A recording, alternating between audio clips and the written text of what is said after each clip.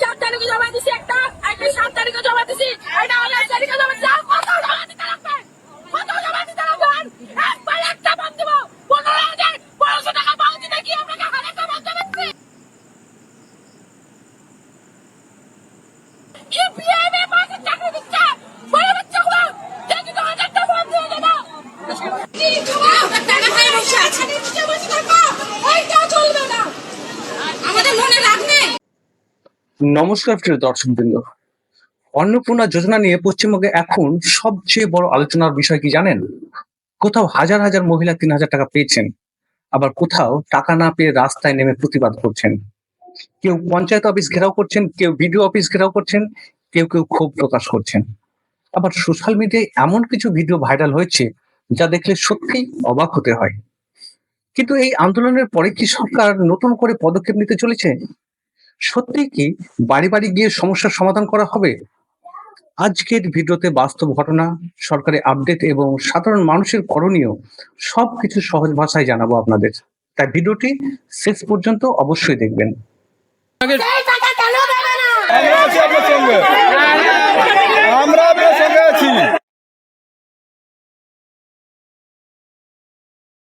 আমরা এখানে অন্নপূর্ণা ভান্ডার। তো প্রিয় দর্শকবৃন্দ, আপনারা এই দৃশ্যগুলো দেখতে পাচ্ছেন। রাজ্যের বিভিন্ন জায়গায় বহু মহিলা অন্নপূর্ণা যোজনার টাকা না পেয়ে কিভাবে ক্ষোভ প্রকাশ করছেন। অনেকেই বলছেন যে আমাদের আবেদন হয়েছে কিন্তু এখন পর্যন্ত টাকা আসেনি। এই হতাশা থেকেই বিভিন্ন এলাকায় প্রতিবাদের ছবি কিন্তু সামনে আসছে। আমি বলছি, আমি আসা পর্যন্ত কেউ কোনো কিছু করবেন না। আমি আগে আসি, আমি এনকোয়ারি করে আসি, তারপর যা বলার আমি বলছি। অন্নপূর্ণার ভান্ডারে যারা অ্যাপ্লিকেশন করেছিলেন তাদের মধ্যে আমাদের ব্লকে অলরেডি 17,757 মতন অ্যাপ্রুভাল হয়ে। প্রথমে একটা বিষয় পরিষ্কার করে নেওয়া যাক, সব আন্দোলনকারীর টাকা একই দিনে পাঠানো হয় না। অনেকের ব্যাংকে টাকা ইতিমধ্যে পৌঁছে গেছে, আবার অনেকের ক্ষেত্রে ভেরিফিকেশন চলছে, ব্যাংক প্রসেসিং চলছে, অনেক নথিগত কারণে অনেকের রিজেক্ট হয়েছে। তাই শুধুমাত্র পাশের বাড়ির কেউ টাকা পেয়েছেন বলে নিজের আবেদন বাতিল হয়েছে এমনটা ভাববেন না। যারা 6,000 করে টাকা পেয়ে গেল এখন অবধি আমরা এখনো কেউ পেলামই না। না, অন্নপূর্ণা ভান্ডারে টাকা রাখেনি, তার জন্যই আজকে ভিডিও দ্বারস্থ। ওই তো ধরা সম্ভব, 2 মাসে 6,000 টাকা বেরিয়ে গেছে, ওই তো ধরা সম্ভব না।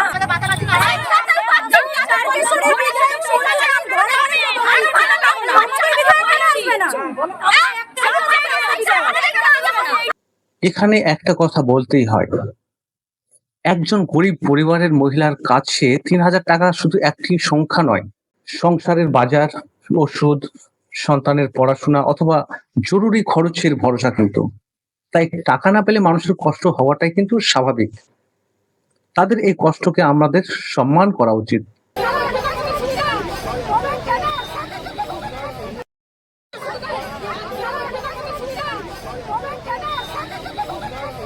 আজকের এই ঘটনাগুলো আমাদের আরেকটি বড় শিক্ষা দিচ্ছে। নারীরা যখন একসাথে নিজের অধিকার নিয়ে দাঁড়ান তখন সেই কণ্ঠস্বর অনেক দূর পর্যন্ত কিন্তু পৌঁছে যায়। একজন নারীর কণ্ঠ হয়তো ছোট হতে পারে, কিন্তু হাজার হাজার নারীর কণ্ঠস্বর কখনোই কিন্তু ছোট নয়।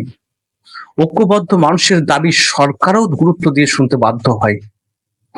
তবে ঐক্য মানেই কখনো ভাঙচুর নয়, ঐক্য মানে আইন নিজের হাতে তুলে নেওয়া নয়, ঐক্য মানে শান্তিপূর্ণভাবে নিজের ন্যায্য অধিকারের দাবি করা।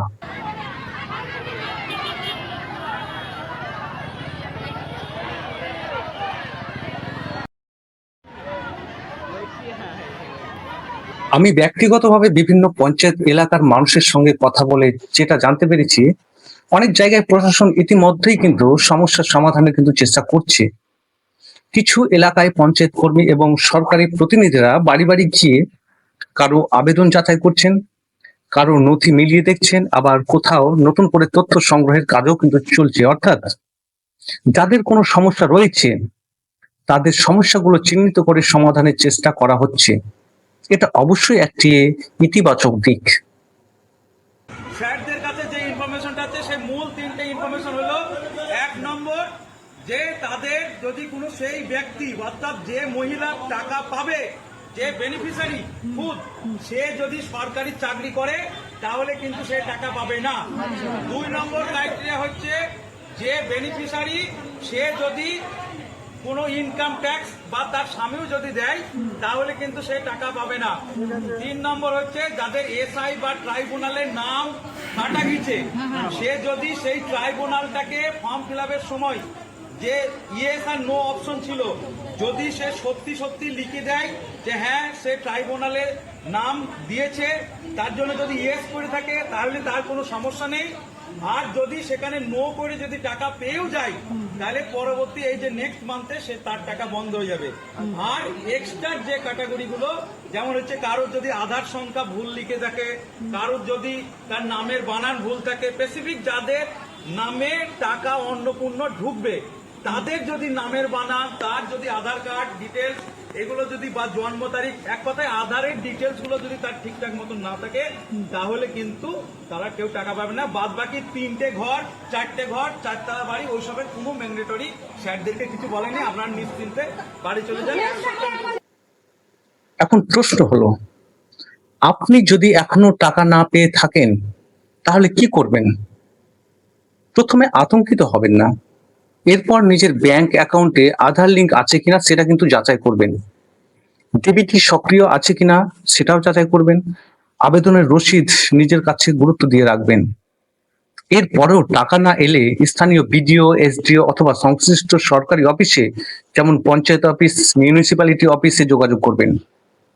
অনেক ক্ষেত্রে শুধুমাত্র ছোটখাটো ভুলের জন্যই কিন্তু আবেদনগুলি রিজেক্ট হয়ে যাচ্ছে বা আটকে যাচ্ছে।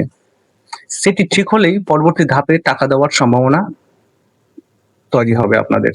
তবে এ বিষয়ে আরেকটি গুরুত্বপূর্ণ কথা, শুধুমাত্র সোশ্যাল মিডিয়ার ভিডিও দেখে আতঙ্কিত হবেন না, কারণ প্রত্যেক আবেদনকারীর কিন্তু অবস্থা আলাদা, সমস্যা আলাদা। কারো টাকা এসেছে, কারো এখনো আসেনি, কারো আবেদন যাচাই চলছে। তাই অন্যের ভিডিও দেখে নিজের সিদ্ধান্ত নেওয়াটা কিন্তু উচিত নয়।